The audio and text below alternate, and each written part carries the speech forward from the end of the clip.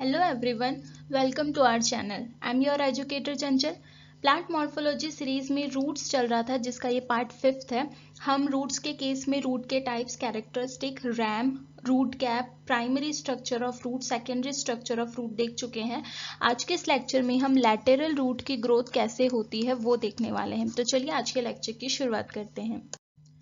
लैटेरल root के development में अगर हम देखते हैं कहाँ से ये इनिशिएट होती है, कहाँ से बनना शुरू होती है, तो एपिकल मेरिस्टेम के पीछे की तरफ से इनका जो है डेवलपमेंट शुरू होता है, जो कि रीजन ऑफ मैच्योरेशन होता है. तो मैच्योरेशन रीजन से इनका इनिशिएशन देखने को मिलता है. क्वेश्चन पूछा जाता है.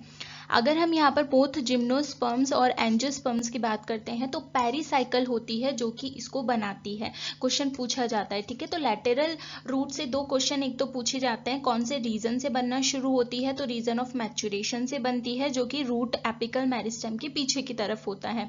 और दूसरा कौन से भाग से बनती है, तो पेरिसाइकल होती है जो कि इनको इनिशिएट करती है. पेरिसाइकल से स्टार्ट करती है, जाइलम रे के अपोजिट की तरफ होती है. ठीक है, और वहां से क्या है, ग्रो करना शुरू करती है, रूट कॉर्टेक्स पार्ट से निकलती है. ठीक है, अगर हम बात करते हैं डायार्क रूट की, डायार्क रूट कौन सी होती है, डायार्क रूट वो होती है जिसमें हमें दो जाइलम स्ट्रैंड्स देखने को मिलते हैं. ठीक है, तो इसमें देखो क्या होता है, ये फ्लोएम और जाइलम स्ट्रैंड्स के बीच से निकलती है. जैसे यहाँ पर डायग्राम में बताया गया है, ये क्या है, डायग्रामेटिक रिप्रेजेंटेशन है. तो इसकी अगर मैं बात करती हूँ तो ये जाइलम पोर्शन है और ये जो है ये फ्लोएम पोर्शन है. ठीक है, अब यहाँ पर ये वाला जो एरिया होगा ये होता है हमारा जो बाद में बनने वाला जाइलम है, यानी कि मेटाजाइलम, और ये वाला जो होता है वो होता है प्रोटोजाइलम. क्लियर है.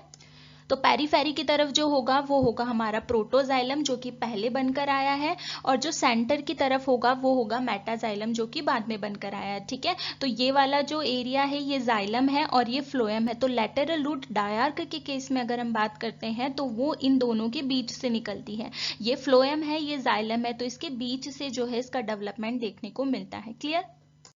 वहीं अगर हम ट्राई, टेट्रा और पेंटार्क की बात करते हैं, इसमें 3, इसमें 4 और इसमें 5 जो है हमें बंडल्स देखने को मिलते हैं. ठीक है, तो इनके केस में क्या होता है, ये प्रोटोजाइलम के अपोजिट निकलती है. अगेन अगर हम यहाँ पर समझे तो ये वाला पोर्शन क्या है, ये पोर्शन हमारा फ्लोएम है.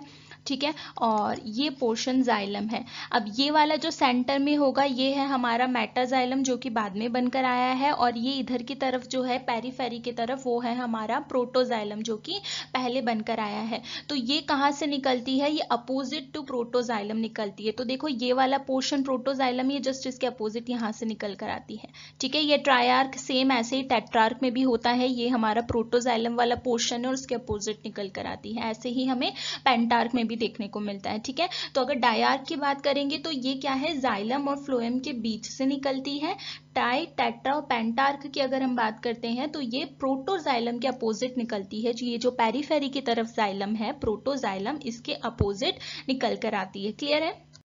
वहीं अगर हम पॉलीआर्क की बात करते हैं, पॉलीआर्क वो होते हैं जिसमें बहुत सारे बंडल्स देखने को मिलते हैं. ठीक है, तो उनमें ये क्या है, प्रोटोफ्लोएम स्ट्रैंड्स जो होते हैं उनके अपोजिट निकल कर आती है.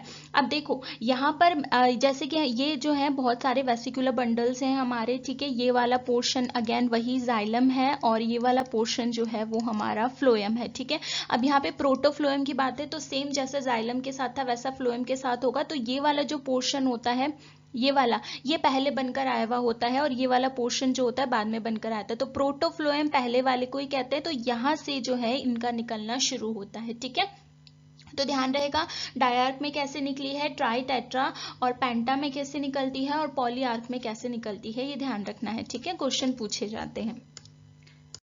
अब हम बात करते हैं प्रिमोडिया जो होता है लैटेरल रूट्स का, वो कैसे बनकर आता है. प्रिमोडिया का मतलब वो होता है जो आगे जाकर रूट, लैटेरल रूट को बनाने वाला है. ठीक है, तो ये जो लैटेरल रूट का प्रिमोडिया होता है वो बनना शुरू होता है just behind the region of root hairs. Root hairs का जो भी रीजन होता है जस्ट उसके पीछे से प्रिमोडिया जो है बनना शुरू होता है. इस तरीके से आउटग्रोथ के फॉर्म में जो है ये बनना शुरू होता है. ठीक है, अब यहाँ पर क्या होता है, जो भी फ्यूचर प्रिमोर्डिया सेल्स होती हैं, यानी कि जो वो सेल्स पेरिसाइकिल की जो कि आगे जाकर प्रिमोर्डिया बनाएगी जिससे लैटेरल रूट बनकर आएंगी, वो क्या होती है, मेरिस्टेमेटिक बन जाती है।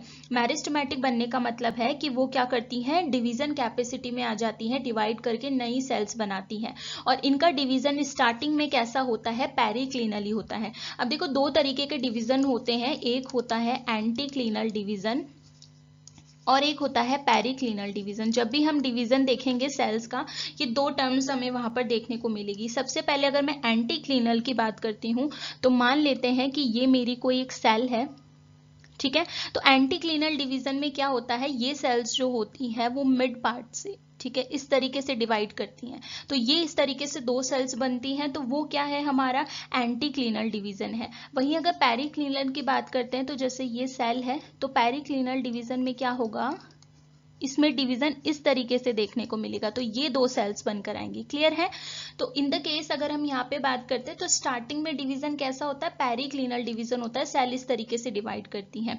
उसके बाद में क्या होता है, आगे के जो डिवीजन्स होते हैं उसमें पेरिक्लिनल और एंटीक्लिनल दोनों ही डिवीजन देखने को मिलता है। स्टार्टिंग में तो पेरिक्लिनल होगा, आगे के जो डिवीजन होंगे उसमें पेरिक्लिनल और एंटीक्लिनल दोनों ही डिवीजन होंगे, और इस तरीके से प्रिमोर्डिया जो है लैटेरल रूट का बनकर आ जाएगा। क्लियर है ये चीज। अब क्या होगा, जैसे जैसे रूट आगे ग्रो करेगी तो जो भी उसके आगे के टिश्यूज हैं उन पर इफेक्ट होगा। तो यहाँ पर यंग लैटरल रूट्स जैसे जैसे ग्रो करेगी तो कॉर्टेक्स और एपिब्लेमा जो होंगे उससे निकलेगी और उससे होते हुए क्या है, सॉइल में जाएंगी। ठीक है, तो कॉर्टेक्स की सेल्स को उससे होती हुई जा रही हैं तो वो उसको क्या कर देंगी, क्रश्ड करती हुई ग्रो करेंगी और उनको साइड में करती हुई जो है वहां से एपिब्लेमा जो आउटर वाला हमारा लेयर है उसको जो है निकालती हुई वहां से सॉइल में पेनेट्रेट कर जाती है। क्लियर है यहाँ पर। अब लैटेरल रूट बनकर आई है तो उसके भी वेसिकुलर एलिमेंट्स बने होंगे। तो जो भी वेसिकुलर एलिमेंट्स होते हैं लैटेरल रूट्स में वो कनेक्टेड रहते हैं पेरेंट रूट से।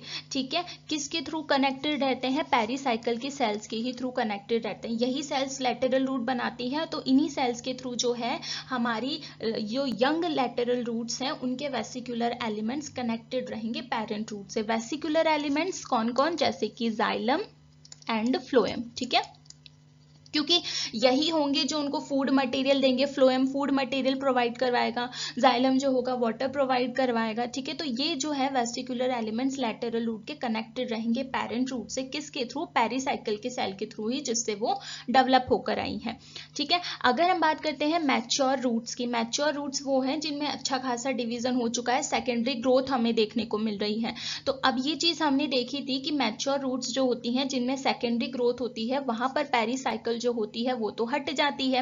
हमने पढ़ा था सेकेंडरी ग्रोथ में, तब क्या होता है, तब लैटेरल रूट्स जो होती है वो कैम्बियम से इनिशिएट होती है। ठीक है, कैम्बियम वो पार्ट है जो कि सेकेंडरी ग्रोथ के लिए टिश्यू बना रहा है, तो उस केस में कैम्बियम ही होगा जो कि लैटेरल रूट्स को यहाँ पर बनाता है। ये चीज क्लियर है। सो लैटेरल रूट में इतना ही पूछा जाता है। आपको एक तो ध्यान रखना है ये कहाँ से जो है निकल कर आती है, कौन से रीजन से निकलती है, कौन सा पार्ट से बनकर आती है, किस तरीके के डिवीजन इसमें होते हैं।